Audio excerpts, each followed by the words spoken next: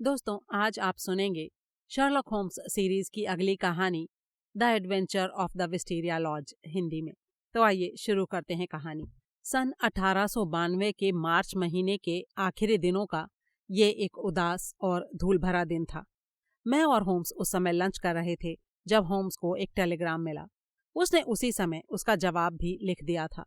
वो बोला कुछ नहीं, लेकिन मामला उसके दिमाग में घूम रहा है, इसका अंदाजा इसी बात से लगाया जा सकता था कि वो लंच के बाद बड़ी ही सोचपूर्ण मुद्रा में फायरप्लेस के पास जाकर खड़ा हो गया और अपना पाइप पीने लगा। अचानक मेरी तरफ घूमकर वो बोला, मेरे ख्याल से वॉटसन, एक पढ़ा लिखा आदमी होने के नाते तुम्हें शब्दों का तो अच्छा खासा ज्ञान होना चाहिए। अच्छा ये बताओ कि तुम विलक्षण शब्द की क्या व्याख्या करोगे? मैंने कुछ सोचते हुए कहा। अजीब, अनूठा, अनोखा, ये सब तो ठीक है वॉटसन, लेकिन असल में ये शब्द बड़ा ही धोखेबाज है। इस शब्द को सुनने के बाद ऐसा लगता है जैसे हमें कोई सुखद अनुभव होने वाला है, लेकिन असल में इसके पीछे एक बहुत ही रहस्य भरी भयंकरता भी छिपी हुई हो सकती है। जरा याद करो, तुमने अभी तक मेरे जितने भी केसेस को लिखा है उनमें कितनी बार इस शब्द का प्रयोग किया है।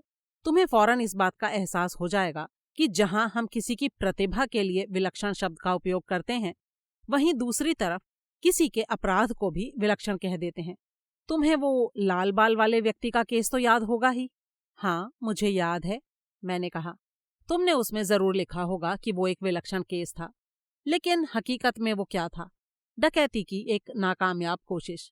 इसी तरह से 5 ऑरेंज पिप्स वाले केस को ही लो, वो भी कितना विलक्षण केस था, लेकिन साथ ही कितना भयानक खूनी षड्यंत्र था वो। इसलिए जब कभी भी ये शब्द मेरे सामने आता है तो मैं पूरी तरह से सावधान हो जाता हूँ। और अभी हाल ही में ये शब्द एक बार फिर से मेरे सामने आया है। तुम तो जानते ही हो वॉटसन कि इन दिनों कोई खास काम ना होने की वजह से मैं कितना बोर हो रहा हूँ। मेरा दिमाग एक तेज इंजन की तरह से है वॉटसन। अगर इसे बिजी रहने के लिए कोई काम ना मिले जिसमें दिमाग को इतनी मेहनत करनी पड़े कि वो पूरी तरह से हिल जाए, तो मेरा दिमाग काम करना ही बंद कर देता है। मैं बोर होने लग जाता हूँ। और आजकल तो यही हो रहा है, वही रोज की रूटीन वाली जिंदगी। अखबारों में भी वही पुरानी बासी खबरें, कहीं कोई रस नहीं। इस समय तो हालत ये हो गई है वॉटसन कि बिजी रहने के लिए कोई भी छोटी मोटी प्रॉब्लम हाथ में आ जाए तो बोरियत थोड़ी कम हो। और लो, अगर मैं गलती पर नहीं हूं तो मेरे ख्याल से हमारा नया क्लाइंट ऊपर ही आ रहा है। सीढ़ियों पर किसी के आने की आहट सुनाई दी और थोड़ी देर बाद एक लंबा और भारी भरकम आदमी कमरे में दाखिल हुआ। उसकी जिंदगी का इतिहास उसकी चाल ढाल और उसके अंदाज से जाहिर हो रहा था। उसके व्यक्तित्व को देखकर ये साफ अंदाजा लगाया जा सकता था कि वो पुरानी मान्यताओं में यकीन रखने वाला एक रूढ़िवादी आदमी है, जिसके विचार भी काफी पुराने होंगे। वो धार्मिक प्रवृत्ति का भी दिखाई दे रहा था, जो अपने संस्कारों के साथ दिल की गहराइयों से जुड़ा हुआ हो। लेकिन उसे देखकर ये भी पता चल रहा था कि अभी हाल ही में वो काफी अजीब परिस्थितियों से गुजरा होगा। अंदर आते ही उसने अपनी बात कहनी शुरू कर दी। अभी मेरे साथ एक ऐसी घटना घटी है मिस्टर होम्स, जिसकी मैंने अपनी जिंदगी में कभी कल्पना भी नहीं की थी। वो बहुत ही बेहुदा सा तजुर्बा था। होम्स ने बड़ी ही विनम्रता से कहा, आप पहले यहाँ शांति से बैठ जाइए मिस्टर स्कॉट एक्लिस, और फिर मुझे ये बताइए कि आपने इस बारे में मुझसे ही मिलना क्यों उचित समझा। देखिए सर, मैं नहीं समझता कि इस मामले को पुलिस तक ले जाना चाहिए था। जब मैं आपको पूरी बात बताऊंगा तो आप भी इस बात को मानेंगे कि इसे ऐसे ही छोड़ा भी नहीं जा सकता था। प्राइवेट जासूसों पर मेरा कोई भरोसा नहीं है, लेकिन जब आपका नाम आया तो मैंने आपसे ही बात करना मुनासिब समझा। वो तो ठीक है मिस्टर स्कॉट, लेकिन आप फौरन मेरे पास क्यों नहीं आए? अभी 2:15 बजे हैं और वो टेलीग्राम 1 बजे के करीब दिया गया था। आपकी हालत को देखकर किसी के लिए भी ये अंदाजा लगाना मुश्किल नहीं है कि आप सुबह उठने के समय से ही परेशान हैं। तो फिर आप पहले ही यहाँ क्यों नहीं आ गए? दरअसल मिस्टर होम्स, मैं उस मनहूस मकान से जल्दी बाहर निकल जाना चाहता था। आपके पास आने से पहले मैं काफी देर इधर उधर पूछताछ करता हुआ फिर रहा था। मैं मकानों के दलाल से भी मिलने गया था। उसका कहना है कि मिस्टर गार्सिया का किराया दिया जा चुका है और विस्टेरिया लॉज में सब कुछ ठीक ठाक है। होम्स हंसते हुए बोला, वाह क्या बात है जनाब, आप तो बिल्कुल मेरे दोस्त डॉक्टर वॉटसन की तरह हैं, जिसे घटनाओं को बेतरतीब तरीके से पेश करने की आदत है। मेहरबानी करके अपने विचारों को लगाम लगाइए और सारे किस्से को सही क्रम में सुनाइए कि वो कौन सी घटनाएं हैं जिन्होंने आपको मेरे पास आने के लिए मजबूर कर दिया। जी ठीक है मिस्टर होम्स, मैं वो सारा किस्सा आपके सामने बयान करता हूँ और मुझे यकीन है कि आप उसका कोई ना कोई हल जरूर निकाल लेंगे। लेकिन इससे पहले कि वो आदमी अपनी कहानी शुरू करता, बाहर कुछ हलचल हुई। मिसेस हडसन ने दरवाजा खोलकर अंदर प्रवेश किया। उनके साथ 2 मजबूत कदकाठी वाले आदमी और भी थे। उनमें से एक तो था इंस्पेक्टर ग्रेगसन, स्कॉटलैंड यार्ड का दबंग और प्रतिभाशाली जासूस। हाँ, ये बात अलग है कि वो उतना प्रतिभाशाली नहीं था जितना वो खुद को समझता था। उसने आगे बढ़कर होम्स से हाथ मिलाया, फिर अपने साथ आए दूसरे आदमी का परिचय दिया। वो सरे कांस्टेबलरी का इंस्पेक्टर बेनेस था। ग्रेगसन ने कहा, हम दोनों किसी को तलाश रहे हैं मिस्टर होम्स, और हमें पता चला है कि हमारा शिकार इधर ही आया है। फिर वो अपनी नजरों को हमारे मेहमान की तरफ घुमाते हुए बोला, मेरे ख्याल से तुम ही पोफार्म हाउस वाले मिस्टर जोहान स्कॉट एक्लेस हो। मेरा अंदाजा ठीक है ना? जी हाँ, वो मैं ही हूँ। हम लोग सुबह से तुम्हें ढूंढ रहे हैं। होम्स ने बीच में ही टोका। मैं समझ गया ग्रेगसन, तुमने उस टेलीग्राम द्वारा इसका पता लगाया होगा, है ना? जी हाँ मिस्टर होम्स, हमें चेरिंग क्रॉस पोस्ट ऑफिस से सुराग मिला और हम सीधे आपके पास आ गए। अरे लेकिन मैंने किया क्या है इंस्पेक्टर? आप लोग मेरे पीछे क्यों पड़े हुए हैं? हमें तुम्हारा बयान चाहिए मिस्टर स्कॉट एक्लेस। हम जानना चाहते हैं कि ईशर के नजदीक विस्टेरिया लॉज में ऐसी क्या घटनाएं घटी थी जिसकी वजह से पिछली रात को मिस्टर अलोयसियस गार्सिया की मौत हो गई है। हमारा क्लाइंट हैरान सा बैठा उनको घूरता रह गया। मौत हो गई? आप ये कहना चाहते हैं कि वो मर गया? लेकिन ये हुआ कैसे? क्या कोई एक्सीडेंट हुआ था या फिर अपनी ही मौत मर गया? प्लीज मुझे बताइए। ना एक्सीडेंट हुआ है और ना ही वो अपनी मौत मरा है। उसे मारा गया है, यानी उसकी हत्या की गई है। हे भगवान, ये तो बहुत ही बुरा हुआ। कहीं आपके कहने का मतलब ये तो नहीं है इंस्पेक्टर कि आप हत्या का शक मेरे ऊपर कर रहे हैं? लाश की जेब से हमें तुम्हारे द्वारा लिखा गया एक पत्र मिला है मिस्टर स्कॉट। उससे हमें पता चला है कि पिछली रात तुम्हारा उसके घर जाने का प्रोग्राम था। क्या ये बात ठीक है? जी हाँ, मैं वहां गया था। बहुत खूब, हमें पहले से ही इस बात का शक था। इतना कहते हुए ग्रेगसन ने अपनी जेब से अपनी ऑफिशियल नोटबुक बाहर निकाल ली। होम्स ने उसे रोका। 1 मिनट रुको ग्रेगसन, तुम इनका सीधा सीधा बयान ही लेना चाहते हो ना? असल में जिस वक्त तुम कमरे में आए थे तब मिस्टर एक्लेस हमें सारी बातें बताने ही जा रहे थे, तो क्यों ना हम सब आराम से बैठकर इनकी बात को सुने। मेरे ख्याल से वॉटसन, थोड़ी ब्रांडी और सोडा इस वक्त मिस्टर स्कॉट के लिए अच्छा रहेगा। और मिस्टर स्कॉट, आपसे मैं कहना चाहूंगा कि आपके श्रोताओं में जो बढ़ोतरी हो रही है उसकी तरफ ध्यान ना दें और अपनी कहानी को बिल्कुल उसी तरीके से सुनाएं जैसा कि इन लोगों के यहाँ आने से पहले आप सुनाना चाहते थे। हमारा मेहमान एक ही सांस में सारी ब्रांडी पी गया। उसके चेहरे की चमक थोड़ी सी वापस लौट आई। फिर उसने कहना शुरू किया, मेरी शादी नहीं हुई है और मेरे अच्छे व्यवहार की वजह से मेरे दोस्त हैं। इन्हीं में से एक है मेलविल परिवार, जो पहले शराब बेचने का काम करते थे। आजकल वो एले मार्ले मैंशन केंसिंगटन में रहता है। उसके घर पर एक दिन मेरी एक नौजवान से भेंट हुई जिसका नाम गार्सिया था। वो स्पेनिश मूल का था और एम्बेसी से जुड़ा हुआ था।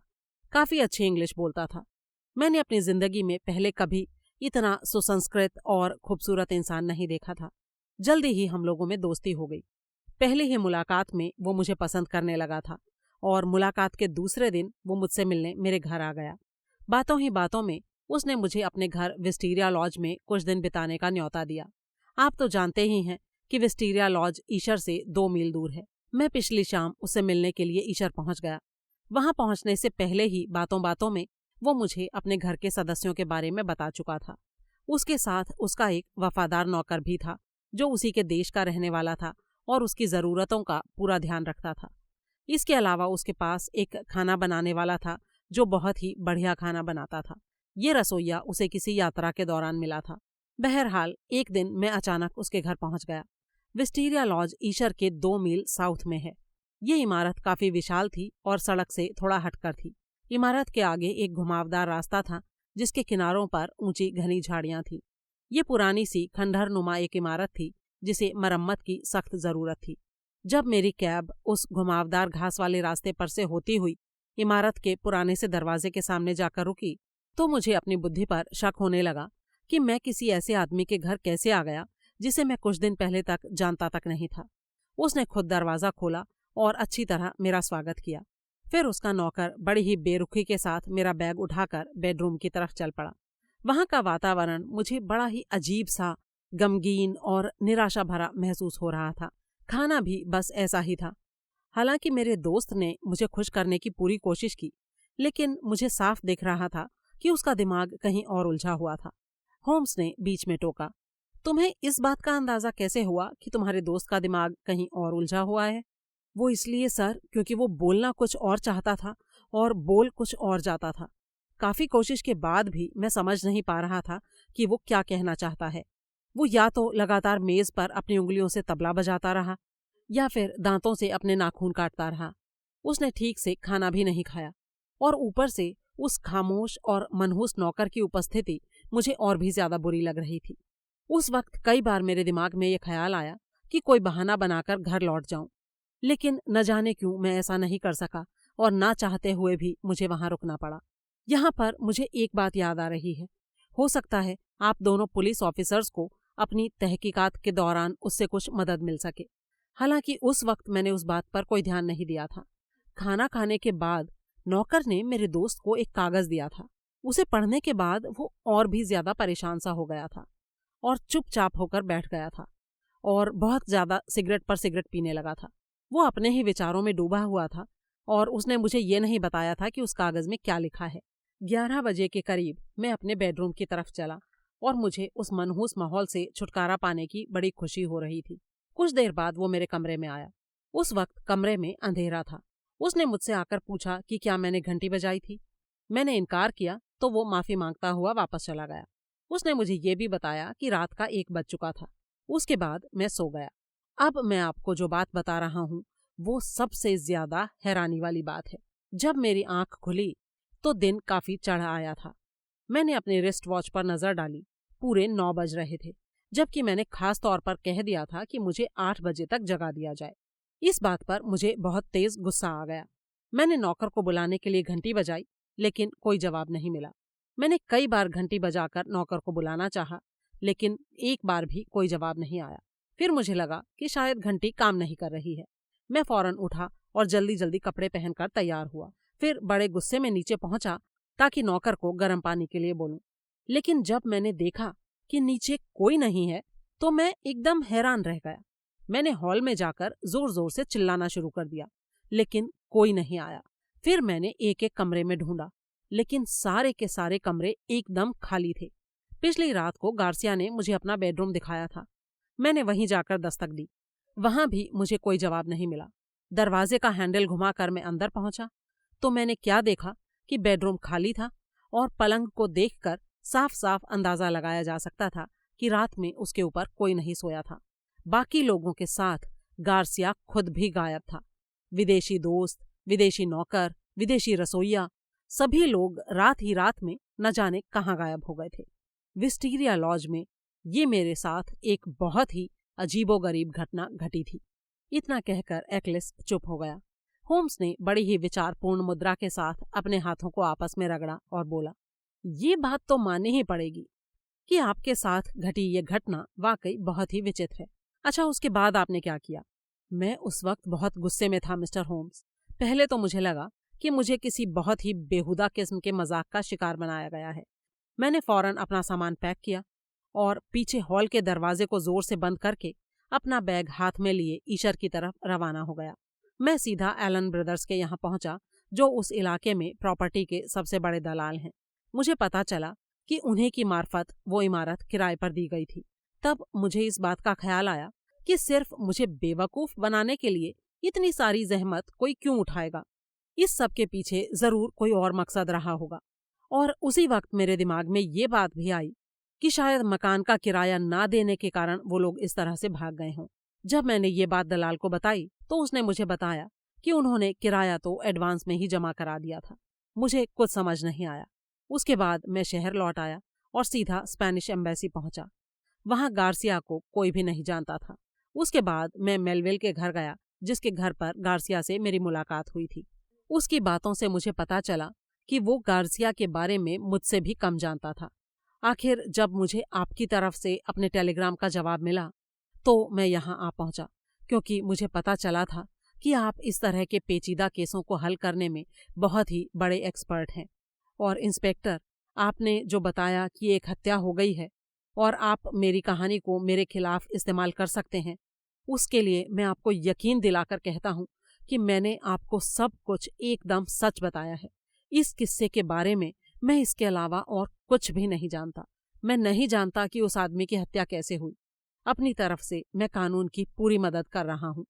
इंस्पेक्टर ने थोड़ा सहानुभूति दिखाते हुए कहा, मुझे भी इस बात का थोड़ा यकीन हो रहा है मिस्टर एक्लेस, क्योंकि जो कुछ आपने बताया वो उन तथ्यों से मेल खाता है जो जांच के दौरान हमारे सामने आए हैं।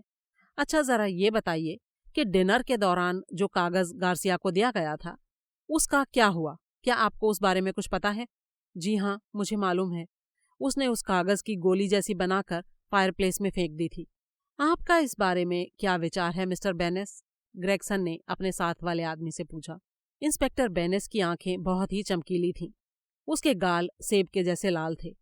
एक हल्की सी मुस्कुराहट के साथ उसने अपनी जेब से कागज का एक टुकड़ा निकाला और बोला, उसने इस कागज की गोली बनाकर जब फायरप्लेस में फेंका तो शायद कुछ ज्यादा जोर से फेंक दिया और ये आग में गिरने की बजाय आग के पीछे जा गिरी, जिसकी वजह से ये जलने से बच गई।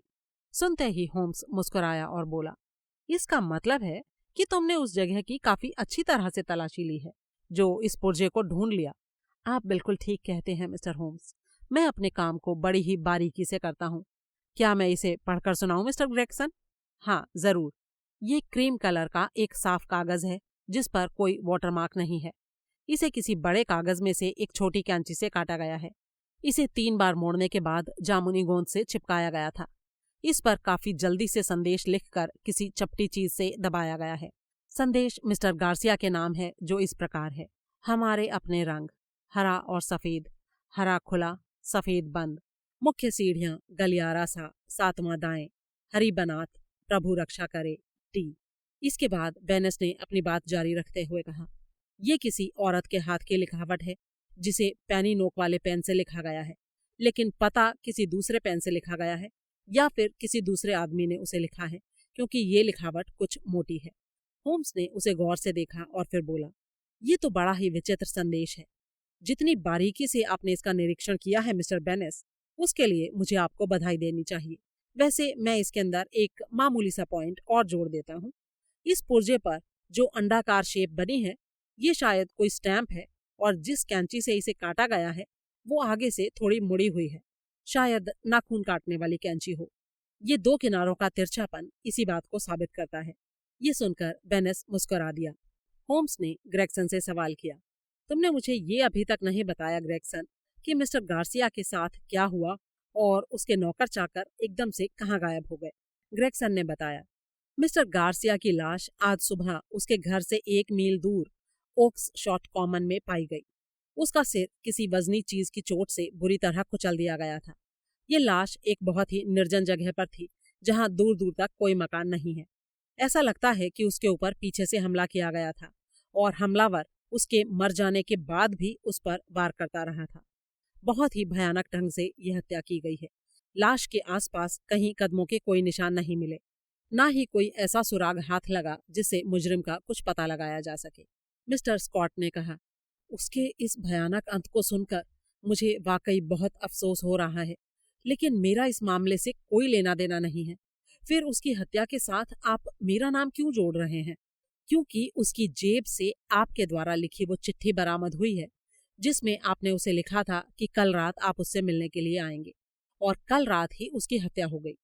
आपके पत्र से ही हमें मरने वाले का नाम और पता मालूम हुआ है।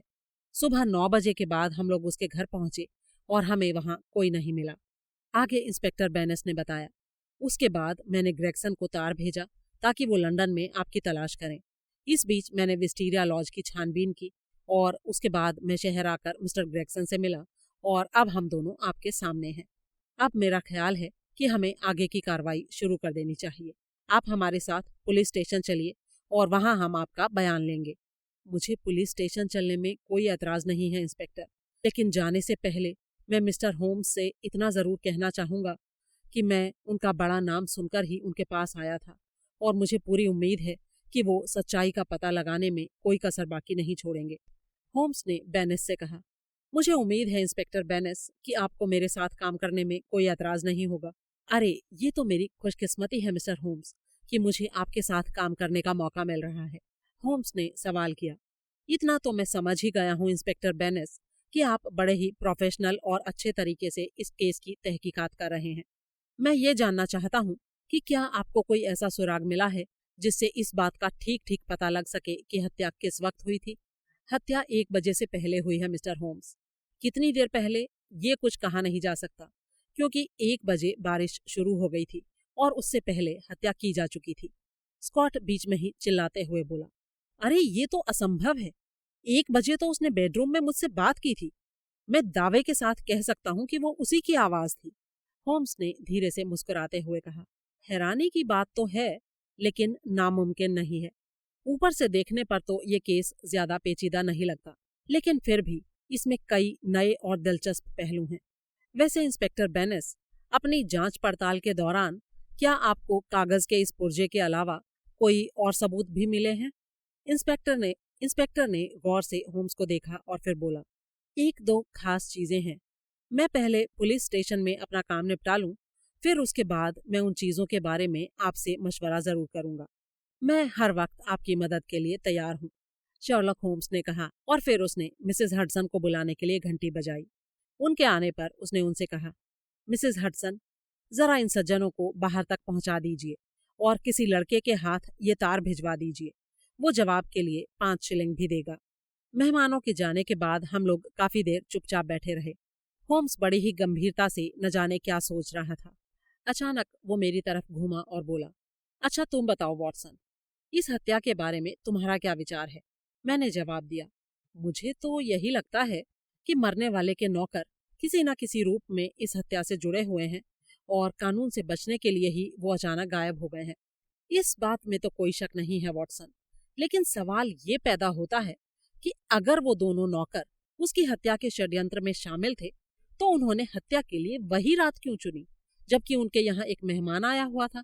वो किसी भी दूसरी रात जब घर में कोई और नहीं होता, उसका काम तमाम बड़ी ही आसानी से कर सकते थे।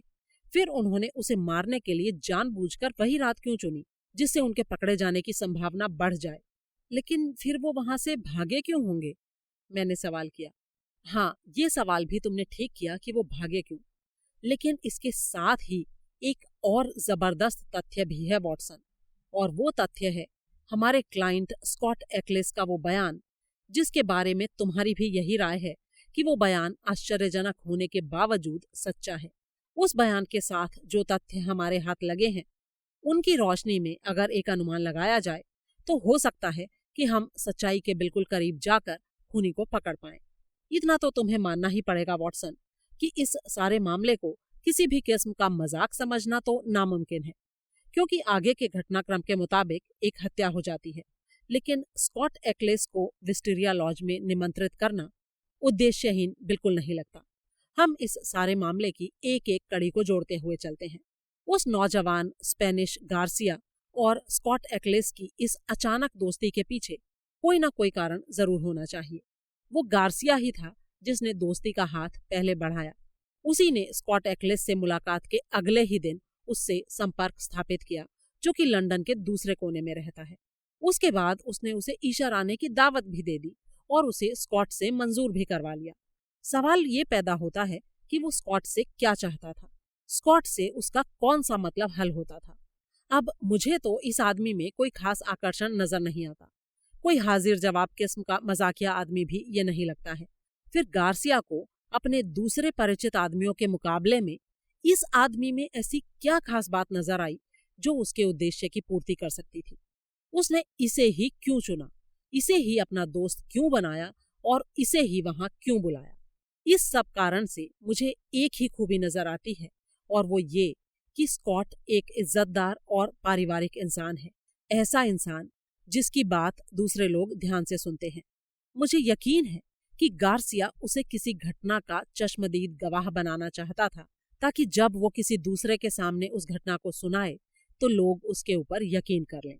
तुमने खुद अपनी आंखों से देखा कि दोनों इंस्पेक्टरों में से किसी ने भी उसका बयान सुनने के बाद उससे कोई सवाल जवाब करने का कष्ट नहीं किया। है ना हैरानी की बात। लेकिन होम्स, वो उसे किस घटना का चश्मदीद गवाह बनाना चाहता था? उसके सामने तो कोई ऐसी घटना हुई ही नहीं। हाँ, ये तो है वॉटसन, लेकिन इसका पता लगाना पड़ेगा, क्योंकि जो हालात सामने हैं उससे ऐसा लगता है कि सारा घटनाक्रम ही किसी दूसरी दिशा में मुड़ गया। कहीं ऐसा तो नहीं होम्स कि गार्सिया अपने किसी अपराध के लिए स्कॉट को गवाह बनाना चाहता हो? तुमने तो कमाल कर दिया वॉटसन। मुझे लगता है कि शायद यही कारण रहा होगा। बातचीत करने से ही इंसान का दिमाग खुलता है। चलो हम मान लेते हैं कि विस्टीरिया लॉज में षड्यंत्रकारियों का अड्डा था।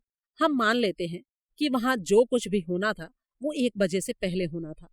ये पूरी तरह से संभव है कि घड़ी की सुइयों को आगे पीछे करके उन्होंने स्कॉट को उस वक्त से पहले ही सोने के लिए भेज दिया हो जो समय वो उस वक्त समझ रहा था। इसलिए इस बात की पूरी उम्मीद है कि जब गार्सिया उसके कमरे में गया और स्कॉट को लगा कि उस वक्त 1 बजा था, हो सकता है उस वक्त 12 ही बजे हों। अब अगर गार्सिया जो करना चाहता था वो करके वापस आ सकता था निश्चित समय की सीमा रेखा के अंदर। बाद में अगर उसके ऊपर किसी तरह का इल्जाम आता तो स्कॉट के माध्यम से वो उस आरोप का विरोध करते हुए कह देता कि उस वक्त मुलजिम उसके घर में उसके साथ मौजूद था। उसका इरादा था कि अगर वो अपने काम की वजह से किसी कानूनी पचड़े में फंस गया तो स्कॉट एक्लिस को अपने बचाव में तुरुप के पत्ते की तरह से इस्तेमाल कर लेगा। तुम्हारी बात एकदम सही है, मेरी समझ में भी आ गई। लेकिन उसके नौकर वहां से फरार क्यों हो गए? मैंने पूछा। इस बारे में मैं अभी निश्चित रूप से कुछ नहीं कह सकता वॉटसन, क्योंकि अभी सारे तथ्य मेरे सामने मौजूद नहीं हैं। और वो जो संदेश आया था उसके बारे में तुम्हारा क्या ख्याल है? मैंने पूछा। सबसे पहले हमें उस संदेश की शब्दावली को देखना होगा। हमारे अपने रंग, हरा, सफेद, ऐसा लगता है जैसे किसी प्रतियोगिता की तरफ इशारा है। हरा खुला, सफेद बंद। जाहिर है ये किसी किस्म का संकेत है।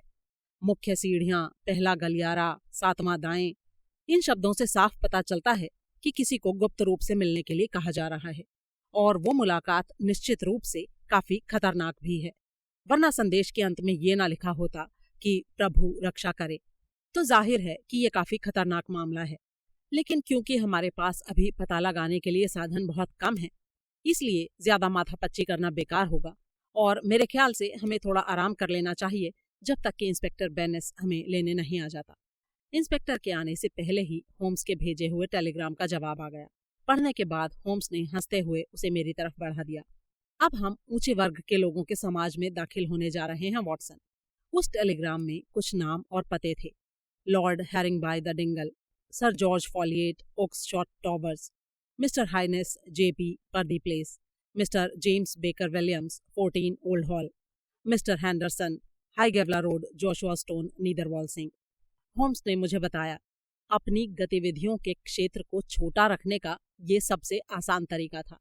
मुझे पूरा यकीन है कि काफी ऑर्गेनाइज्ड तरीके से काम करने वाले इंस्पेक्टर बेनेस ने भी इसी से मिलता जुलता कोई तरीका जरूर निकाल लिया होगा। मैं कुछ समझा नहीं होम्स, इस सब का क्या मतलब है? माय डियर वॉटसन, हम इस नतीजे पर पहुंचे हैं कि डिनर के दौरान जो संदेश गार्सिया को मिला था वो किसी गुप्त मुलाकात से संबंधित था। अब अगर उसे उस संदेश के अनुसार किसी गुप्त तरीके से मिलने के लिए जाना था तो उसके लिए उसे गलियारे तक पहुंचने के लिए सीढ़ियां चढ़कर जाना था। गलियारे में पहुंचने के बाद 7वां दरवाजा तलाश करना था। इन सारी बातों से बड़े ही आराम से ये अंदाजा लगाया जा सकता है कि यह मकान काफी बड़ा होगा। इसके साथ ही ये अंदाजा लगाना भी ज्यादा मुश्किल नहीं है कि वो मकान ओक्सशॉट से ज्यादा दूर नहीं होना चाहिए, क्योंकि गार्सिया उसकी तरफ पैदल ही जा रहा था, और जो तथ्य इस वक्त हमारे सामने मौजूद हैं उनके मुताबिक उसे एक निश्चित समय के बीच विस्टीरिया लॉज लौटकर भी वापस आना था, और वो समय शायद 1 बजे तक का था। अब चूंकि ओक्सशॉट के आसपास बड़े मकान और इमारतें काफी मात्रा में हैं, इसलिए मैंने एक आसान रास्ता अपनाया कि उस इलाके के जिस दलाल का जिक्र स्कॉट एक्लिस ने किया था, मैंने उससे संपर्क किया और उसने जवाब में मुझे ये लिस्ट भेज दी। हमारी परेशानी का दूसरा सिरा इन्हीं पतों में से किसी एक में छिपा है। हम लोग उसी दिन शाम 6 बजे से पहले ही ईशर के सुंदर गांव सर्रे में इंस्पेक्टर के साथ पहुंचे। मैं और होम्स अपना जरूरी सामान लेकर गए थे, क्योंकि हमें रात को वहीं ठहरना था। हमने बुल नाम की एक लॉज में आरामदायक कमरे लिए और अपना सामान उनमें रखकर इंस्पेक्टर बेनिस के साथ विस्टीरिया लॉज का मुआयना करने चल पड़े। ये मार्च के महीने की अंधेरी और सर्द रात थी। बारिश की बौछारें हवा के साथ हमारे चेहरों पर पड़ रही थी। कुछ देर का सफर तय करके हम एक बड़े लकड़ी के गेट के पास पहुंचे। पेड़ों के बीच से गुजरता एक बड़ा रास्ता उसके पार जा रहा था। उस घुमावदार रास्ते से होकर हम उस अंधेरी इमारत के सामने पहुंच गए। बाएं दरवाजे के पास की सामने वाली खिड़की से एक बहुत ही कमजोर और थरथराती हुई सी रोशनी की किरण झांकती दिखाई दी। बेनिस ने हमें बताया, वहां एक सिपाही को मैंने तैनात किया हुआ है। मैं आगे बढ़कर खिड़की पर दस्तक देता हूँ। बेनिस घास वाले रास्ते से होकर खिड़की के पास पहुंचा और उसने उसको खटखटाया। मैंने देखा कि किसी आदमी की आकृति कुर्सी से उठकर खड़ी हो गई और फिर तुरंत ही एक जोरदार चीख की आवाज सुनाई दी।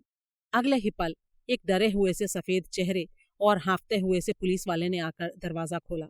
उसके कांपते हाथ में एक जलती हुई मोमबत्ती थी जो उसके हाथों के कंपन के साथ थरथरा रही थी। बेनिस ने तेज लहजे में पूछा, क्या बात है वॉल्टर्स, इतने डरे हुए क्यों हो? सिपाही ने अपने माथे से पसीना पोंछते हुए कहा, अच्छा हुआ सर आप लोग आ गए। शाम ढल चुकी है और चारों तरफ एकदम अंधेरा है। मैं अब और ज्यादा बर्दाश्त नहीं कर सकता। लगता है मुझ में अब पहले जैसी हिम्मत नहीं रह गई है सर। क्या दरवाजा खोलने के लिए भी हिम्मत की जरूरत होती है? बेनिस ने सवाल किया। बात यह है सर कि इस सुनसान वीराने में ये अकेला मकान है और मैं यहाँ बिल्कुल अकेला हूँ। किचन की वो सारी गड़बड़ और फिर उसके बाद जब इस मनहूस सी खामोशी में आपने खिड़की पर दस्तक दी तो मुझे लगा कि वो फिर से आ गया।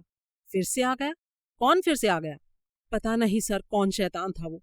खिड़की पर खड़ा था, मैंने उसे वहीं देखा था करीब 1 घंटा पहले। मैं कुर्सी पर बैठा हुआ कुछ पढ़ रहा था। शाम की रोशनी भी बराबर कम होती जा रही थी। अचानक मेरी नजर ऊपर उठी तो मैंने देखा कि कोई वहां खड़ा मुझे घूर रहा है। बेनिस ने उसे डांटते हुए कहा, एक पुलिस वाले होकर तुम इतनी बुजदिली की बातें कर रहे हो? छी! मैं जानता हूं सर, मुझे ऐसी बातें नहीं करनी चाहिए, लेकिन उसका चेहरा इतना भयानक था कि मैं अंदर तक कांप गया। उसका रंग ना तो काला था ना सफेद, पता नहीं कैसे अजीब से रंग का था वो आदमी। और उसका चेहरा आपके चेहरे से 2 गुना बड़ा होगा। और आंखें तो क्या बताऊं, इतनी बड़ी बड़ी आंखें थी कि बस। और लगातार वो मुझे घूरे जा रहा था। उसके दांत एकदम भेड़िए जैसे थे। उसे देखकर ऐसा लगा जैसे वो मुझे कच्चा ही चबा जाएगा। मैं सच कहता हूं सर, मैं एकदम सच कह रहा हूं सर, यकीन कीजिए। डर के मारे मेरी तो जान ही निकली जा रही थी।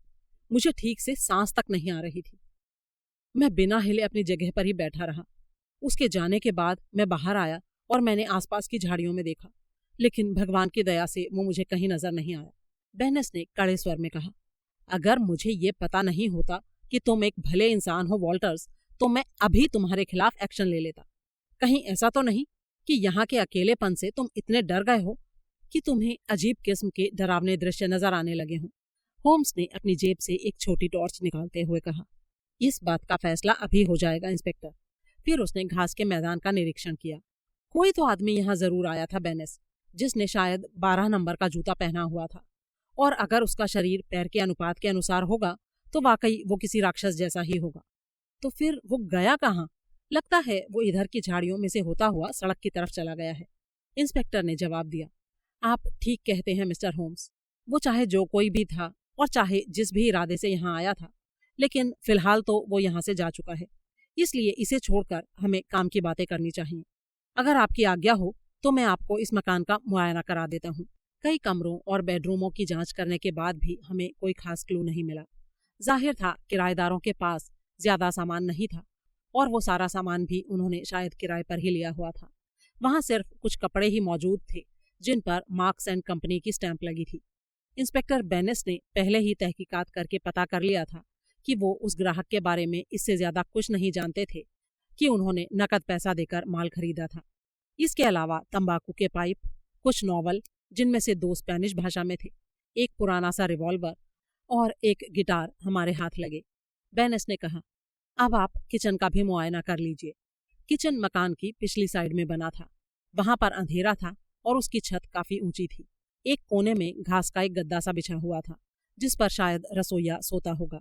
किचन की टेबल पर जूठे बर्तनों का ढेर लगा था जिनमें पिछली रात खाना खाया गया होगा। बेनिस ने होम्स से कहा, ये देखिए मिस्टर होम्स। और फिर हम सब ने मोमबत्ती की रोशनी में उस आश्चर्यजनक चीज को देखा जो एक अलमारी के पीछे खड़ी थी। वो एक मुड़ी तुड़ी, सूखी और मुरझाई हुई सी आकृति थी और ये पता लगाना बहुत मुश्किल था कि वो क्या चीज थी। एक बार के लिए मुझे लगा कि वो किसी बौने की लाश है, फिर मुझे लगा कि वो किसी बंदर का शरीर है। हम लोग किसी नतीजे पर नहीं पहुंच पा रहे थे कि वो आदमी है या जानवर। उसके बीच में एक डोरी सी लिपटी हुई थी जिसमें सफेद सीप के टुकड़े से लगे हुए थे। होम्स ने उस चीज को गौर से देखते हुए कहा, बहुत खूब, ये तो काफी इंटरेस्टिंग है। क्या इसके अलावा और भी कुछ है? बेनेस हमें सिंक के पास ले गया और उसने अपनी मोमबत्ती को आगे झुका दिया। सिंक में किसी बड़े से पक्षी के शरीर के अंग पड़े हुए थे जिनको बड़ी ही बेरहमी के साथ नोचा गया था, क्योंकि उनके ऊपर अभी भी पंख लगे हुए थे और वो छितराए हुए वहां फैले हुए थे। होम्स ने कटे हुए सिर के साथ लगी लंबी कलंगी की तरफ इशारा करते हुए कहा, जाहिर है कि ये एक सफेद मुर्गी है। ये केस तो कुछ ज्यादा ही दिलचस्प होता जा रहा है, लेकिन अभी और भी कुछ आना बाकी था। इंस्पेक्टर ने हमें उससे भी ज्यादा भयानक और विभत्स चीज दिखाई। उसने सिंक के नीचे से जस्ते का एक बड़ा सा घड़ा निकाला जिसमें बहुत सारा खून भरा हुआ था। फिर उसने कठौती से कुछ जली हुई हड्डियां बाहर निकाली। यहाँ कुछ काटा भी गया है मिस्टर होम्स, और कुछ जलाया भी गया है। हमने इनको राख में से निकाला है। सुबह डॉक्टर भी हमारे साथ था और उसने बताया कि ये किसी आदमी के शरीर के हिस्से हैं। होम्स ने मुस्कुराते हुए अपने हाथों को रगड़ा और बोला, तुम बधाई के पात्र हो इंस्पेक्टर कि तुम ऐसे शानदार और अनोखे केस पर काम कर रहे हो, और मुझे ये कहने में कोई हिचक नहीं है कि तुम बहुत ही प्रतिभाशाली भी हो। होम्स की अपने बारे में राय सुनकर इंस्पेक्टर की आंखें खुशी से चमक उठी। आप ठीक कह रहे हैं मिस्टर होम्स, लेकिन ऐसे देहाती वातावरण में प्रतिभा कुंठित होकर रह जाती है। फिर भी मैं समझता हूँ कि इस तरह का केस आपको एक बढ़िया मौका तो देता ही है, और मैं इस मौके का पूरा फायदा उठाने की कोशिश कर रहा हूँ। वैसे आपके ख्याल में ये हड्डियां किसकी हो सकती हैं? होम्स ने उसे देखकर कहा, मेरे ख्याल से या तो ये किसी भेड़ की हैं या फिर किसी मेमने की। जो भी हो, फिलहाल तो यही कहा जा सकता है कि इस केस में सब कुछ बहुत ही अद्भुत और अनोखा सा है। अनोखा तो है ही मिस्टर होम्स। एक बात और साबित होती है कि इस घर में जो लोग रहते थे वो भी बहुत ही अजीब थे और उनकी हरकतें भी अजीब थीं। अब उनमें से एक तो मारा जा चुका है। सोचने वाली बात यह है कि क्या उसके नौकरों ने ही उसे मारा है या किसी और ने। अगर ऐसा है तो उसके नौकरों को पकड़ना ही होगा। उसके लिए मैंने वैसे तो सारे रास्तों की निगरानी शुरू करवा दी है, लेकिन फिर भी मैं इस सारे मामले को कुछ दूसरे ही ढंग से सोच रहा हूँ। ओह, तो यानी तुम्हारे पास कोई और थ्योरी भी है? होम्स ने बड़े ही दिलचस्पी भरे स्वर में पूछा।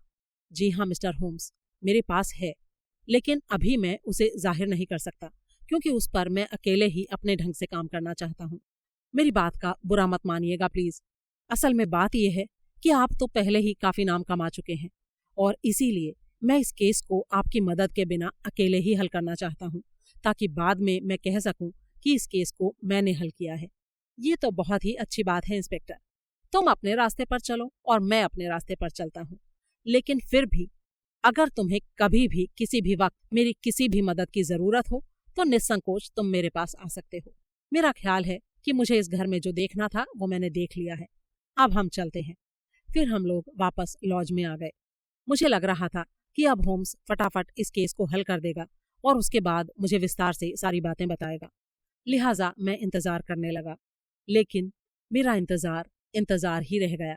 दिन पर दिन बीतते गए और मेरे दोस्त ने अगला कोई कदम नहीं उठाया। बीच में एक दिन वो शहर जरूर गया था और उसकी बातों से मुझे लगा कि शायद वो ब्रिटिश म्यूजियम गया था।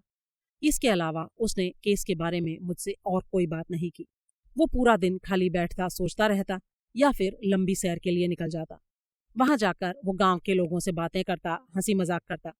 कुछ ही दिनों में उसने गांव वालों से काफी जान पहचान पैदा कर ली थी। घूमते फिरते बीच में उसकी 2-4 बार इंस्पेक्टर बेनेस से भी मुलाकात हुई। जब वो होम्स का अभिवादन करता तो उसके चेहरे पर मुस्कुराहट होती और आंखों में एक अजीब सी चमक। केस के बारे में वो ज्यादा बात नहीं करता था। इस बात से होम्स और मैंने यही अनुमान लगाया था कि वो अपनी प्रगति से खुश है और उसे अपनी कामयाबी पर पूरा भरोसा है। उस समय मैं हैरानी से उछल पड़ा जब हत्या के 5 दिन बाद एक सुबह मैंने अखबार में ये खबर पढ़ी, ओक्सशॉट हत्याकांड का रहस्य सुलझा, हत्यारा गिरफ्तार। जब मैंने होम्स को यह हेडलाइन पढ़कर सुनाई तो वो अपनी कुर्सी से ऐसे उछला जैसे उसे किसी ने काट खाया हो। क्या कहा? कहीं तुम्हारा ये मतलब तो नहीं कि बेनेस ने उसे पकड़ लिया है? मुझे भी ऐसा ही लगता है होम्स। सुनो, मैं तुम्हें पूरी खबर पढ़कर सुनाता हूँ। खबर इस तरह थी। ईशर तथा उसके आसपास के इलाके में उस वक्त सनसनी सी दौड़ गई जब ये पता चला कि कल रात देर गए ओक्सशॉट हत्याकांड से संबंधित एक गिरफ्तारी की गई। आपको ये तो याद ही होगा कि विस्टीरिया लॉज के मिस्टर गार्सिया की लाश ओक्सशॉट कॉमन के इलाके में पाई गई थी। उसको बड़ी ही बेदर्दी से मारा गया था और उसी रात मरने वाले का नौकर और रसोइया गायब हो गए थे। इससे अनुमान लगाया जा रहा था कि उनकी भी इस अपराध में हिस्सेदारी थी। हालांकि इस खबर की सच्चाई का अभी तक कोई सबूत नहीं मिला है। ऐसा समझा जाता है कि मृतक अपने घर में कुछ कीमती सामान रखता था और उसे चुराने के उद्देश्य से ही इस घटना को अंजाम दिया गया था। इंस्पेक्टर बेनेस को इस बात का पक्का यकीन था कि अपराधी कहीं दूर भागकर नहीं गए हैं और आसपास ही छिपे हैं। उन्होंने अपनी तलाश जारी रखी और आखिरकार उनकी मेहनत रंग लाई। एक दैत्य जैसे आकार वाले व्यक्ति का हुलिया इस केस में खास अहमियत रखता था। उसकी आकृति निग्रो लोगों से मिलती जुलती थी। एक बार पहले भी वो कांस्टेबल वॉल्टर्स के हाथ से बचकर निकल गया था जब उसने अपराध के बाद विस्टीरिया लॉज के पास आने का दुस्साहस किया था। इंस्पेक्टर बेनेस को अंदाजा था कि उस आदमी का दोबारा उस जगह आना किसी मतलब से खाली नहीं हो सकता। उसे इस बात का भी यकीन था कि वो दोबारा जरूर आएगा। इसीलिए उसने इस तरह का दिखावा किया जैसे लॉज खाली पड़ी हो, लेकिन सच्चाई ये थी कि उसके आदमी आसपास की झाड़ियों में छिपे बैठे थे। इंस्पेक्टर बेनेस की ये चाल कामयाब रही और पिछली रात जबरदस्त हाथापाई में कांस्टेबल डाइनिंग बुरी तरह घायल हो गया, जिसे उस जंगली ने बुरी तरह से काट लिया था। हमें आशा है कि जब कैदी को मजिस्ट्रेट के सामने पेश किया जाएगा तो पुलिस उसका रिमांड ले लेगी और फिर उससे पूछताछ करके सारी रहस्य का पर्दाफाश कर देगी। पूरी खबर सुनने के बाद होम्स ने फुर्ती से अपना हैट उठाया और बोला, हमें बेनेस से फौरन मिलना होगा। उसके निकलने से पहले ही हमें उसे पकड़ना होगा, वरना बहुत गड़बड़ हो जाएगी।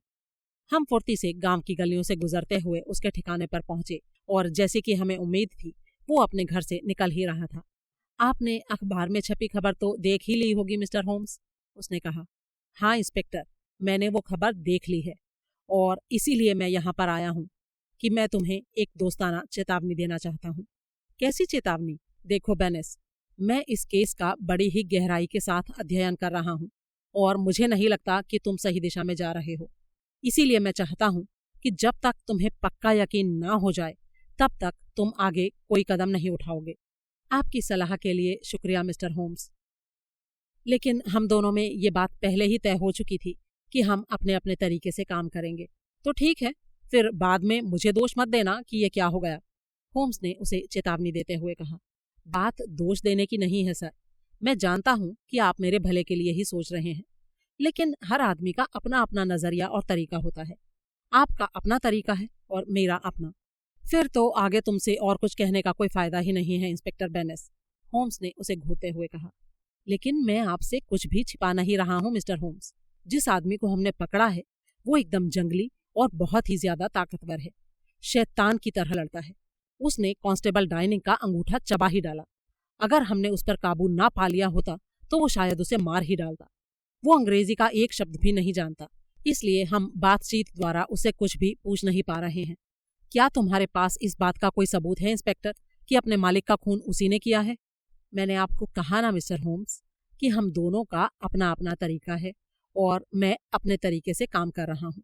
मेरी आपसे रिक्वेस्ट है कि प्लीज मुझे वो करने दीजिए। हम दोनों के बीच वैसे भी यही तय हुआ था। होम्स ने अपने कंधे झटके और हम लोग वहां से निकल गए। चलते हुए उसने कहा, मुझे बड़ा अफसोस है कि मैं अपनी बात उसे समझा नहीं पाया। खैर, देखते हैं क्या नतीजा निकलता है। इस इंस्पेक्टर में कोई बात तो है जो मेरी समझ से बाहर है।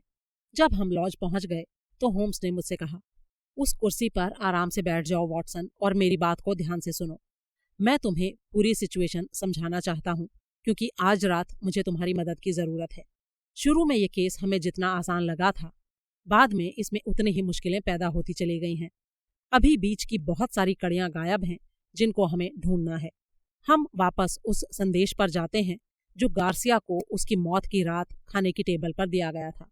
हमें इंस्पेक्टर बेनेस के इस आइडिया को खारिज करना होगा कि उसके नौकर उसकी हत्या में शामिल थे। इस बात का सबूत ये है कि गार्सिया ने खुद स्कॉट को उस समय वहां मौजूद रहने के लिए तैयार किया था। जिसका सिर्फ एक ही मतलब हो सकता था कि उसे कोई चश्मदीद गवाह चाहिए था।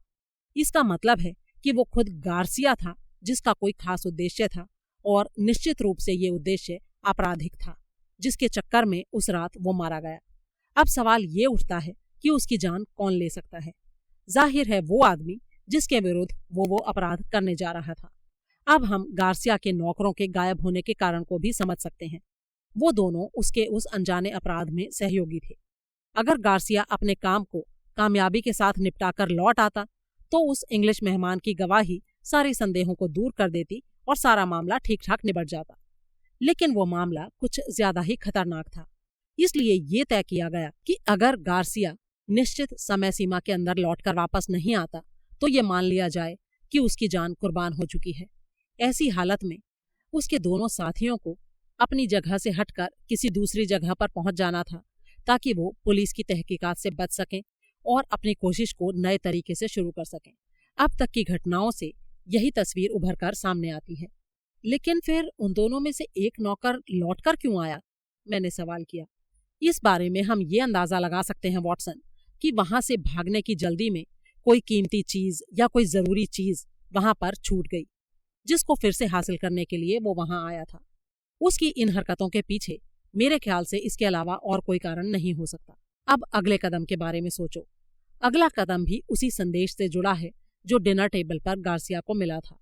उससे ये पता चलता है कि एक षड्यंत्रकारी दूसरे किनारे पर भी रहता है जिसने उस संदेश को भिजवाया है। अब सवाल ये पैदा होता है कि वो दूसरा किनारा है कहाँ पर। मैंने तुम्हें पहले ही बताया था कि वो दूसरा किनारा किसी बड़े मकान या इमारत में होना चाहिए, और ऐसे बड़े मकान या इमारतें इस इलाके में गिने चुने ही हैं। इस गांव में मैंने अपने शुरू के दिन लंबी दूरी तक सैर करने में बिताए, और अपने बॉटैनिकल शौक की आड़ में मैंने इलाके के सारे बड़े मकानों और इमारतों का निरीक्षण किया। उनमें रहने वाले लोगों के बारे में भी मैंने पता लगाया। एक मकान पर मेरी नजरें टिकी हुई हैं। वो है ओक्स शॉट से करीब 1 मील की दूरी पर और दुर्घटना वाली जगह से आधे मील की दूरी पर।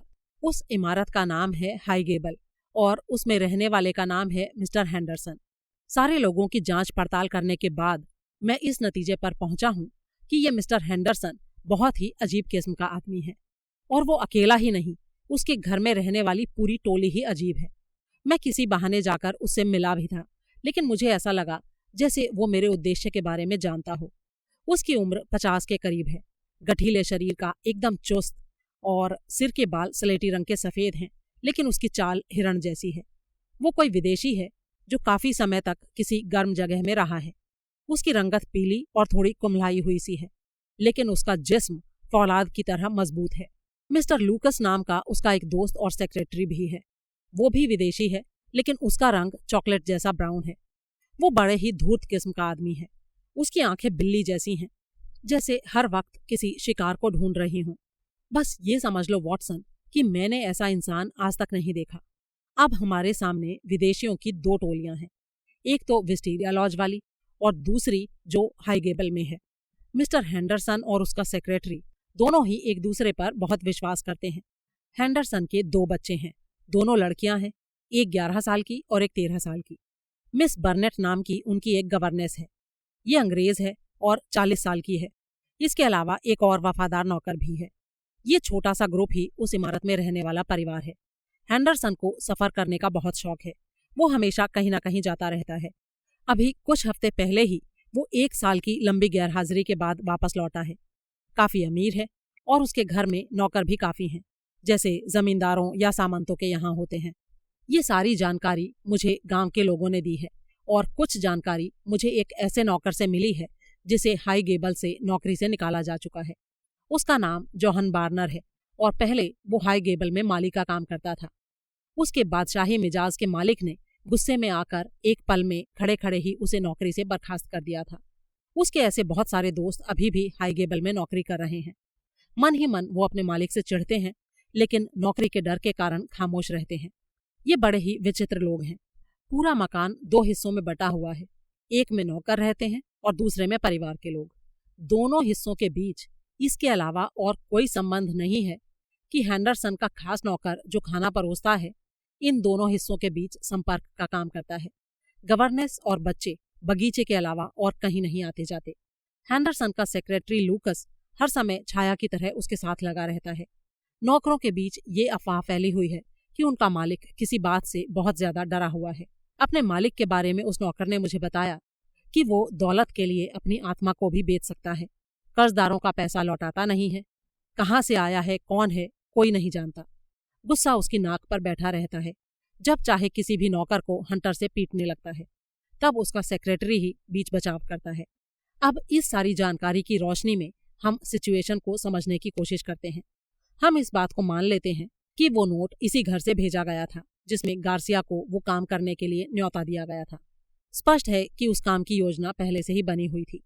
अब सवाल ये पैदा होता है कि संदेश को लिखा किसने, क्योंकि वो जो कोई भी है उस घर के अंदर रहता है, या यूं कहना चाहिए कि रहती है, क्योंकि इस बात पर इंस्पेक्टर बेनेस और मैं एक मत हैं कि वो पैगाम किसी औरत का ही था। तो फिर वो औरत गवर्नेस मिस बर्नेट के अलावा और कौन हो सकती है? अगर हम थोड़ी देर के लिए मान लें कि वो पैगाम मिस बर्नेट ने ही लिखा था, तो हमें ये मानना पड़ेगा कि वही गार्सिया की दोस्त और सहयोगी है। इसके साथ ही सवाल ये उठता है कि उसकी मौत की खबर सुनकर उससे किस तरह की प्रतिक्रिया की उम्मीद रखी जा सकती है। अगर गार्सिया अपने बुरे कामों की वजह से मारा गया है तो वो अपने होठ सी लेगी, फिर भी उसके मन में उन लोगों के प्रति घृणा और कड़वाहट की आग सुलगती रहेगी जिन्होंने गार्सिया की हत्या की है। और अगर उसे बदला लेने का मौका दिखाई दे तो शायद वो मदद करने के लिए तैयार हो जाए। इसलिए मैंने सोचा कि अपने मकसद को पूरा करने के लिए हमें उसका इस्तेमाल करना चाहिए। लेकिन फिर मुझे इस बात का पता चला कि हत्या की रात से ही मिस बर्नेट को किसी ने भी नहीं देखा। वो कहाँ गई, क्या हुआ, इस बात का कुछ पता नहीं चल रहा। पता नहीं वो जिंदा भी है या उसके साथी की तरह उसका भी वही अंजाम हुआ है, या फिर उसे किसी ने कैद कर लिया है। इन सवालों के जवाब अभी हमको हासिल करने हैं। मेरे ख्याल से वॉटसन, तुम इस मौके की नज़ाकत को अच्छी तरह से समझ रहे होंगे। ऐसा कोई ठोस सबूत हमारे हाथ में नहीं है जिसके आधार पर हम सर्च वारंट हासिल कर सकें। अगर हम अपनी बात किसी मैजिस्ट्रेट के सामने जाकर कहें तो वो उसे मजाक में उड़ा देगा। उस औरत के गायब हो जाने से कोई भी हलचल पैदा होने का सवाल ही नहीं उठता है। अब क्योंकि उस विशाल इमारत में उस टोली का कोई सदस्य कहीं भी छुपकर हफ्तों के लिए गायब हो सकता है, इसलिए ये सोचा जा सकता है कि मिस बर्नेट शायद न सिर्फ कहीं कैद हो बल्कि उसकी जान को भी खतरा हो। इसीलिए बराबर मैं उस मकान की निगरानी कर रहा था कि शायद मुझे कोई भनक मिल जाए, लेकिन ऐसा कुछ भी नहीं हुआ। फिलहाल मैं अपने एक जासूस को उस मकान पर नजर रखने के लिए छोड़कर आया हूँ। लेकिन अब काफी सोच विचार के बाद मैं इस नतीजे पर पहुंचा हूँ कि अगर कानूनी ढंग से हम इस मामले में कुछ नहीं कर सकते तो हमें थोड़ा खतरा उठाना चाहिए। किस किस्म का खतरा होम्स? मैंने पूछा। मैंने पता लगा लिया है कि मिस बर्नेट का कमरा कौन सा है। एक बाहरी कोठरी की छत से उस कमरे तक पहुंचा जा सकता है। मेरे ख्याल से हम दोनों आज रात वहां चलते हैं और इस रहस्य का पर्दाफाश करने की कोशिश करते हैं। मुझे ये प्रस्ताव ज्यादा लुभावना तो नहीं लगा, लेकिन फिर भी मैं होम्स को किसी भी बात के लिए इनकार नहीं कर सकता था। मैंने वहां जाने के लिए हामी भर दी, लेकिन शायद किस्मत को ही ये मंजूर नहीं था कि हम इस किस्से का अंत अपने इस एडवेंचर के साथ करते। शाम के 5 बजे के करीब का समय था। तभी एक गंवार देहाती बड़ी ही उत्तेजित हालत में हमारे कमरे में दाखिल हुआ। वो सब लोग तो रेल से चले गए मिस्टर होम्स, लेकिन वो औरत छूट कर आ गई है। मैं उसे अपने साथ ले आया ताकि आपसे मिला सकूं। वो नीचे है। होम्स खुशी से उछल पड़ा। ये तुमने बहुत अच्छा काम किया बार्नर। अब इस केस के हल होने में ज्यादा देरी नहीं है। नीचे घोड़ा गाड़ी में एक औरत मौजूद थी जो थकान से बुरी तरह निढाल हो चुकी थी। उसका चेहरा कुम्हलाया हुआ था और उसका सिर छाती पर ढुलका हुआ था। उसे देखते ही मैं समझ गया कि वो बुरी तरह से नशे में है। होम्स का जासूस जो उसे यहाँ लाया था उसने हमें बताया। आपने जैसे मुझे बताया था मिस्टर होम्स, मैं उसी तरह से मकान की निगरानी कर रहा था। और फिर एक घोड़ा गाड़ी बाहर आई। मैंने उसका स्टेशन तक पीछा किया। ये ऐसे चल रही थी जैसे नींद में चल रही हूँ। जब उन लोगों ने इनको रेल में चढ़ाने की कोशिश की तो ये अचानक से हरकत में आ गई और उन लोगों से जूझने लगी। फिर भी उन्होंने किसी तरह उनको डिब्बे में जबरदस्ती चढ़ा दिया, लेकिन ये दोबारा बाहर निकल आईं। फिर मैंने इनकी मदद की और इनको एक घोड़ा गाड़ी में बिठाकर यहाँ ले आया। जब मैं इनको बाहर की तरफ ले जा रहा था तो रेल की खिड़की से झांकते हुए उस चेहरे को मैं कभी नहीं भूल सकता जो उस वक्त हमें घूर रहा था। आग उगलती हुई आंखों वाले एक पीले शैतान का चेहरा। अगर उसका बस चलता तो वो मुझे कच्चा ही चबा जाता। वो मुझे ऐसे घूर रहा था जैसे भस्म कर डालेगा। ये तो अच्छा था कि ट्रेन चल पड़ी थी और वो कुछ कर पाने की हालत में नहीं था। हम उस औरत को ऊपर ले गए। 1-2 कप कॉफी पीने के बाद उसका नशा थोड़ा कम हुआ। फिर होम्स ने इंस्पेक्टर बेनेस को बुलाकर पूरी स्थिति समझाई। वो बड़ी ही गर्मजोशी के साथ होम्स से हाथ मिलाता हुआ बोला, क्या बात है मिस्टर होम्स, आपने तो मुझे वो सबूत दे दिया जिसकी मुझे जरूरत थी। मैं भी शुरू से उसी के चक्कर में था जिसके चक्कर में आप लगे हुए थे। यानी तुम भी हाई गेबल वाले मकान में रहने वालों के चक्कर में थे? होम्स ने पूछा। बिल्कुल मिस्टर होम्स, जब आप उसके इर्द गिर्द झाड़ियों में रेंग रहे थे उस वक्त मैं एक ऊंचे घने पेड़ की टहनियों में छिपा हुआ था। बस सवाल ये था कि पहला सबूत आपके हाथ लगता है या मेरे हाथ। तो फिर तुमने उस निग्रो को क्यों गिरफ्तार किया? होम्स ने पूछा। बेनेस धीरे से हंस दिया। मुझे पूरा यकीन था मिस्टर होम्स कि मिस्टर हेंडरसन, जैसा कि वो अपने आप को कहता था, उसे इस बात का आभास हो गया था कि उसके ऊपर शक किया जा रहा था और इसीलिए वो जाकर अपने बिल में घुस गया था। मैंने उसकी आंखों में धूल झोंकने के लिए एक गलत आदमी को गिरफ्तार किया ताकि उसे यकीन हो जाए कि अब हमको उसके ऊपर शक नहीं है। मैं जानता था कि मौका मिलते ही वो यहाँ से भागने की कोशिश करेगा और इस प्रकार हमें मिस बर्नेट तक पहुँचने का मौका मिल जाएगा। होम्स ने उसके कंधे पर हाथ रखते हुए कहा, तुम अपने पेशे में बहुत तरक्की करोगे बेनेस। तुम्हारे अंदर प्रतिभा भी है और तेज बुद्धि भी। बेनेस की आंखें खुशी से चमक उठी। उसने कहा, मैंने सादे कपड़ों में अपना एक आदमी पिछले 1 हफ्ते से स्टेशन पर तैनात कर रखा था ताकि हाई गेबल के लोग जहां भी जाएं वो उनका पीछा कर सके। लेकिन वो शायद उस समय किसी और चक्कर में होगा जब मिस बर्नेट उन लोगों से छूटकर भागी। ये खुशी की बात है कि आपके आदमी ने इनकी सहायता की और सब कुछ ठीक हो गया। इनकी गवाही के बिना हम कोई गिरफ्तारी नहीं कर सकते, इसलिए इनका बयान जितनी जल्दी हो सके ले लिया जाए उतना ही अच्छा है। होम्स ने गवर्नेस को देखते हुए कहा, इनकी तबीयत अब धीरे धीरे सुधर रही है। लेकिन बेनेस, तुम मुझे ये बताओ कि ये हेंडरसन है कौन? हेंडरसन हकीकत में वो डॉन गोरिलो है जो किसी जमाने में सैन पेड्रो का शेर कहलाता था। एक ही पल में उस आदमी का पूरा इतिहास मेरी नजरों के सामने घूम गया। सैन पेड्रो का शेर, उसने ये नाम एक बहुत ही व्याभिचारी और खूनी तानाशाह के रूप में कमाया था। ऐसा जालिम तानाशाह जैसा इस धरती के किसी दूसरे भाग में शायद कभी पैदा नहीं हुआ होगा। निरंकुश, निडर और अत्याचारी डॉन गोरिल्लो में वो सारी खूबियां थीं जिनके कारण वो 10-12 सालों तक कमजोर और निर्बल लोगों पर निरंकुश राज करता रहा था। मध्य अमेरिका में उसका नाम आतंक का पर्यायवाची बन चुका था। फिर उसके खिलाफ एक जबरदस्त विद्रोह हुआ। वो जितना बेरहम था उतना ही धूर्त भी था। जैसे ही उसे विद्रोह की खबर लगी, उसने अपना सारा खजाना एक जहाज पर पहुंचा दिया जहां उसके भरोसे के आदमी पहले से ही मौजूद थे। अगले दिन विद्रोहियों ने महल पर हमला बोल दिया। महल उस वक्त खाली था। तानाशाह अपने दोनों बच्चों, सेक्रेटरी और अपनी दौलत के साथ भागने में सफल हो गया। उसके बाद उसका कोई पता नहीं चला। ऐसा लगा जिसे वो दुनिया के नक्शे से ही गायब हो गया हो। उसके बारे में यूरोपियन अखबारों में खूब लिखा गया, लेकिन ये कोई नहीं जानता था कि वो इस समय कहाँ और किस रूप में मौजूद है। बेनेस ने अपनी बात आगे जारी रखते हुए कहा, जी हाँ सर, डॉन गोरिलो, सैन पेड्रो का शेर। अगर आपने उस मुल्क का झंडा देखा हो तो आपको पता होगा कि उसमें 2 रंग हैं, हरा और सफ़ेद, बिल्कुल वही जैसे कि उस संदेश में लिखे थे।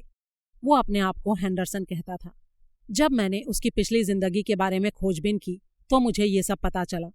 पेरिस, रोम और मैड्रिड से खबर लेते हुए मैंने बार्सिलोना तक का पता लगा लिया, जहां 1886 में उसका जहाज आकर लगा था।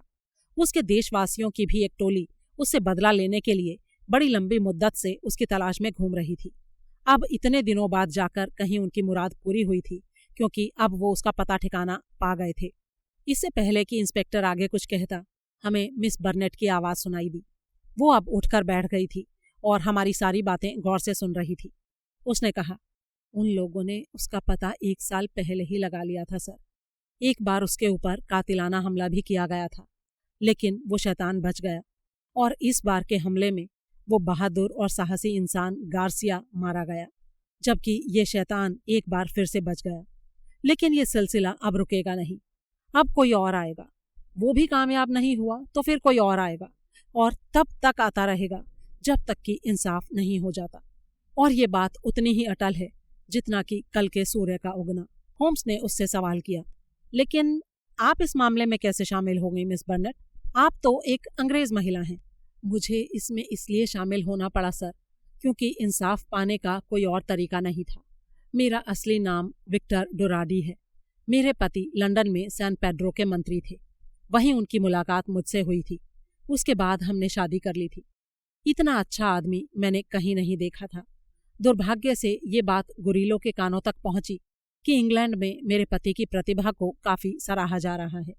बस उसने किसी बहाने से उनको बुलवा लिया और उनके ऊपर गलत आरोप लगाकर उनको मरवा दिया। मेरे पति की सारी संपत्ति भी उसने जब्त कर ली। मैं अभागी अकेली रह गई। अपने टूटे हुए दिल में अपने पति की यादों को समेटे मैं जैसे तैसे अपनी जिंदगी गुजारने लगी। फिर उसके बाद उस तानाशाह का पतन हुआ। जैसा कि अभी आपने बताया, वो भागने में कामयाब हो गया। लेकिन वो अनगिनत लोग जिनकी जिंदगियां उस जालिम ने तबाह कर दी थीं, जिनके प्रियजनों को उसने भयंकर यातनाएं दी थीं, उन सारे सताए गए लोगों ने एक संघ की स्थापना की, जिसका सिर्फ एक ही उद्देश्य था कि जब तक उस जालिम शैतान का अंत ना हो जाए तब तक किसी भी हालत में चैन से नहीं रहेंगे, चाहे उसके लिए कितनी भी बड़ी कुर्बानी क्यों न देनी पड़े। जब हमने इस बात का पता लगा लिया कि वो भगोड़ा हेंडरसन के रूप में यहाँ रह रहा है, तो मुझे ये काम सौंपा गया कि मैं किसी तरह उसके मकान में अपने लिए जगह बना लूं ताकि उसकी गतिविधियों पर नजर रख सकूं। मैं उसकी बेटियों की गवर्नेस बनकर आसानी से उस तक पहुंच गई। उसे मेरे ऊपर जरा भी शक नहीं हुआ। जब भी मैं उसके सामने जाती तो मुस्कुराकर उसका अभिवादन करती और उसकी बच्चियों के साथ अपनी ड्यूटी निभाती हुई सही मौके का इंतजार करती रही। पेरिस में उसे मारने की कोशिश की गई थी, लेकिन वो बच गया। आखिरकार हम वापस उसी मकान में लौट आए जो उसने पहली बार इंग्लैंड आने पर लिया था। लेकिन यहाँ भी इंसाफ के फरिश्ते घूम रहे थे, ये पता चलने पर कि वो यहाँ लौटकर आने वाला था। गार्सिया सैन पेड्रो के एक बहुत बड़े ऑफिसर का बेटा था। वो यहाँ अपने 2 साथियों के साथ उसका इंतजार कर रहा था। उन तीनों के दिल में भी बदले की आग सुलग रही थी। दिन में तो उसे मौका नहीं मिल पा रहा था, क्योंकि एक तो गुरिल्लो पूरी सावधानी बरतता था और कहीं भी बाहर नहीं जाता था। अगर कभी जाता भी था तो उसका सेक्रेटरी साई की तरह उसके साथ होता था। रात के समय वो अकेला रहता था। उस वक्त उससे बदला लिया जा सकता था। इसलिए मैंने तय की हुई रात को गार्सिया के लिए आखिरी संदेश भेज दिया। संदेश में उसे जो लोकेशन बताई गई थी उसका कारण ये था कि हेंडरसन हर समय बहुत ही ज्यादा चौकन्ना रहता था और बराबर अपने रहने के कमरे को बदलता रहता था। मुझे इस बात का इंतजाम करके रखना था कि दरवाजे खुले रहें और लाल या सफ़ेद रोशनी का संकेत रास्ते की तरफ जाने वाली खिड़की से दिया जा सके, ताकि गार्सिया को पता चल जाए कि सब ठीक ठाक है या फिर आज के काम को कल करना होगा। लेकिन हमारे साथ हर बात गलत होती चली गई। उसके सेक्रेटरी को मेरे ऊपर शक हो गया। वो मुझे घसीटकर मालिक के कमरे में ले गया और गद्दार के रूप में उसी वक्त मेरा फैसला कर दिया गया। कानून के चक्कर में फंसने के डर से उन्होंने मुझे मारा तो नहीं, लेकिन उन्होंने मुझे बांधकर इतना टॉर्चर किया कि मुझे गार्सिया का पता उनको बताना पड़ा। मेरा यकीन मानिए, अगर मुझे जरा सा भी इस बात का शक होता कि वे लोग गार्सिया को मार देंगे तो मैं अपनी जान दे देती, लेकिन गार्सिया का पता उनको कभी नहीं बताती। लोपेज ने मेरे संदेश पर अपने हाथ से पता लिखा और अपनी मोहर लगाकर उसे बंद कर दिया। फिर एक नौकर के हाथ उसने उसे गार्सिया के पास भिजवा दिया। मैं ये तो नहीं जानती कि गार्सिया की हत्या कैसे की गई, क्योंकि लोपेज बराबर मेरी निगरानी कर रहा था, लेकिन मैं इतना जानती हूँ कि गुरिल्लो ने ही उसे मौत के घाट उतारा था। मेरे ख्याल से वो मकान तक आने वाले रास्ते की झाड़ियों में कहीं पर छुप गया होगा और जब गार्सिया उसके करीब से गुजरा होगा तो उसने उस पर हमला कर दिया होगा। पहले तो उसकी योजना ये थी कि उसे मकान के अंदर आने दिया जाए और फिर एक चोर के रूप में उसे मार डाला जाए। बाद में ये तय हुआ कि अगर तहकीकात के दौरान असलियत खुल गई और ये खबर अखबारों में छप गई तो वो और ज्यादा हमलों का निशाना बन जाएगा। उसका ख्याल था कि गार्सिया की हत्या करने से उसके साथी घबरा जाएंगे और उसका पीछा करना छोड़ देंगे। सारा काम उन लोगों की योजना के अनुसार ही चुपचाप निपट गया होता अगर मुझे इस बात की जानकारी ना होती कि गार्सिया की हत्या किसने की थी। उन लोगों ने मुझे कैद तो कर लिया था, लेकिन उनकी समझ में नहीं आ रहा था कि वे मेरा क्या करें, मुझे मार डालें या सिर्फ कैदी बनाकर रखें। इस बात पर मुझे जरा भी शक नहीं है कि उन्होंने न जाने कितनी बार मुझे मारने का इरादा बनाया होगा, लेकिन किसी न किसी कारणवश उनको अपना ये फैसला बीच में बदलना पड़ा। उन्होंने मुझे कमरे में कैद कर दिया। वहां मुझे भयानक यातनाएं दी जा रही थी। मेरे कंधे को तोड़ दिया गया। मेरी दोनों बाहें उन्होंने मरोड़ डाली। ये खरोंचे और ये नील के निशान देखिए। इनसे आप अंदाजा लगा सकते हैं कि उन्होंने मेरे साथ कितना बुरा सलूक किया है। मेरे मुंह में पूरा टाइम कपड़ा ठूंस कर रखा जाता था ताकि मैं चिल्ला ना सकूं। खाने के लिए बस इतनी खुराक दी जाती थी कि मेरा पेट भी ना भर सके और मैं जिंदा भी रह सकूं। आज दोपहर को मुझे बढ़िया खाना दिया गया, जिसे खाते ही मैं समझ गई कि इसमें कोई नशीली दवा है। आधी बेहोशी की हालत में मुझे ट्रेन तक ले जाया गया। उस समय नशे की हालत में मुझे ऐसा लग रहा था जैसे मैं कोई सपना देख रही हूँ, लेकिन शायद थोड़ी बहुत सोचने समझने की शक्ति मेरे अंदर बाकी रह गई थी, क्योंकि जब मैं ट्रेन के पास पहुंची और वो बस चलने ही वाली थी तो तभी मेरे दिमाग में एक बिजली सी कौंधी और मुझे इस बात का एहसास हुआ कि मेरी मुक्ति मेरे अपने हाथों में है। बस मैं बिना कुछ सोचे समझे चलती गाड़ी से कूद पड़ी। उन्होंने मुझे वापस गाड़ी में खींचने की कोशिश भी की, लेकिन वो सफल नहीं हुए। अगर इस भले आदमी ने उस वक्त मेरी मदद ना की होती तो शायद मैं उन जालिमों के शिकंजे से मुक्त नहीं हो पाती। उस समय तो मुझे ऐसा लगा था जैसे इंसान के रूप में खुद भगवान ही वहां पहुंच गए थे मुझे उन बदमाशों से छुड़ाने के लिए। इतना कहकर वो खामोश हो गई। कुछ देर बाद होम्स ने कहा, हमारा आधा काम तो पूरा हो गया, लेकिन आधा काम अभी भी बाकी है। मैंने अपनी राय जाहिर की। वो तो ठीक है, लेकिन अगर वो लोग पकड़े भी गए तो कोई भी अच्छा वकील उनको बड़ी ही आसानी से रिहा करवा लेगा, इस बिना पर कि गार्सिया की हत्या आत्मरक्षा के दौरान हुई। इससे पहले चाहे उन्होंने हजारों जुर्म किए हों, लेकिन पकड़े जाने पर सिर्फ एक इसी जुर्म के लिए ही उनके ऊपर मुकदमा चलाया जा सकेगा। बेनेस ने बड़े ही आराम से कहा, अरे नहीं, ऐसा कुछ नहीं है मिस्टर वॉटसन। आत्मरक्षा एक अलग बात है और किसी आदमी को धोखे से बुलाकर उसकी हत्या कर देना दूसरी बात है। चाहे उस आदमी से आपको कितना भी बड़ा खतरा क्यों ना हो, लेकिन इस तरह से कैद करके शारीरिक यातनाएं देना बहुत बड़ा अपराध है। उनके रिहा होने की आप चिंता मत कीजिए। एक बार अगर वो मेरे हाथ लग गए तो फिर मैं उन्हें किसी भी कीमत पर निकल कर जाने नहीं दूंगा। फिर तो मैं उनसे जेल की चक्की पिसवा कर ही रहूंगा। उसकी ये बात सुनकर हम सब लोग हंस पड़े, लेकिन वो लोग बेनेस के हाथ नहीं आ सके। कानून के हाथ उन तक नहीं पहुंच पाए। लेकिन ये जरूर पता लगा कि सैन पेड्रो का वो धूर्त और मक्कार आदमी अपने सेक्रेटरी के साथ एडमंटन स्ट्रीट के एक बोर्डिंग हाउस में दाखिल हुआ और पिछले रास्ते से कर्जन स्क्वायर से निकलकर अपना पीछा कर रहे लोगों की आंखों में धूल झोंक कर कहीं गायब हो गया। उसके बाद वो इंग्लैंड में कभी नजर नहीं आया। 6 महीने बाद अखबारों में एक खबर छपी कि मार्केस ऑफ मोंटाल्वा और उनका सेक्रेटरी सेन्योर रूल्ली दोनों स्पेन की राजधानी मैड्रिड के एक होटल के कमरे में मरे हुए पाए गए हैं। दोनों की हत्या की गई थी, लेकिन उनके हत्यारे पकड़े नहीं गए थे। उनकी मौत कैसे और किन परिस्थितियों में हुई, इसके बारे में कुछ भी पता नहीं चल पाया था। ये खबर पढ़कर इंस्पेक्टर बेनेस बेकर स्ट्रीट में हमसे मिलने के लिए आया। अखबार में उन दोनों की फोटो छपी थी। इस बात में जरा भी संदेह नहीं था कि वे फोटो सैन पेड्रो के खूनी शेर डॉन गोरेलो और उसके सेक्रेटरी लोपेज के ही थे। इंग्लैंड से भागने के बाद वे लोग मार्केस ऑफ मोंटाल्वा और सेन्योर रूल्ली बन गए थे। होम्स ने एक पाइप सुलगाते हुए कहा, ये एक ऐसा उलझा हुआ केस था वॉटसन कि इसे सिलसिलेवार ढंग से किसी को बता पाना बहुत मुश्किल है। ये केस 2 कॉन्टिनेंट्स के बीच में उलझा हुआ था। 2 रहस्यमय दल एक दूसरे को खत्म करने के लिए आपस में उलझे हुए थे। इसमें हमारे देश के अंग्रेजी समाज का एक इज्जतदार आदमी अनजाने में ही उलझ गया था। मिस्टर स्कॉट को इस मामले में उलझाने वाली बात से जाहिर हो जाता है कि गार्सिया भी एक शातिर दिमाग वाला इंसान था। वो कोई भी खतरा मोल लेने से कभी नहीं घबराता था। वो अपना बचाव भी करना जानता था, लेकिन अफसोस कि वो इस बार अपने आप को नहीं बचा पाया। इस केस में काफी उलझने थी, लेकिन इंस्पेक्टर बेनेस की वजह से हम उलझने नहीं पाए और सही रास्ते पर चलते रहे। मेरे ख्याल से अब सारी बातें साफ हो चुकी हैं और कोई भी ऐसा पॉइंट नहीं बचा है जिसे स्पष्ट करना बाकी रह गया हो। ऐसा नहीं है होम्स, एक पॉइंट अभी भी बाकी है जिसके बारे में मैं अभी भी समझ नहीं पाया हूँ। वो नुचा हुआ मुर्गा, खून से भरा घड़ा, जली हुई हड्डियां। मेरे कहने का मतलब है कि उस किचन का रहस्य तो अभी भी उलझा हुआ ही है। मेरी बात सुनकर होम्स मुस्कुराया और अपनी नोटबुक निकालकर उसके पन्ने पलटता हुआ कुछ तलाशने लगा। फिर उसने मुझसे कहा, जब हम गांव में रह रहे थे तब एक सुबह मैं म्यूजियम गया था और वहां की लाइब्रेरी में निग्रो लोगों के धर्म और तंत्र मंत्र के बारे में काफी कुछ पढ़ता रहा था। एक किताब में से मैं एक छोटा सा उदाहरण लिख कर लाया था जो इस प्रकार है। वुडू यानी निग्रो तंत्र मंत्र के सच्चे उपासक तब तक कोई महत्वपूर्ण कार्य नहीं करते जब तक कि वे अपने देवता को खुश करने के लिए बलि नहीं दे देते।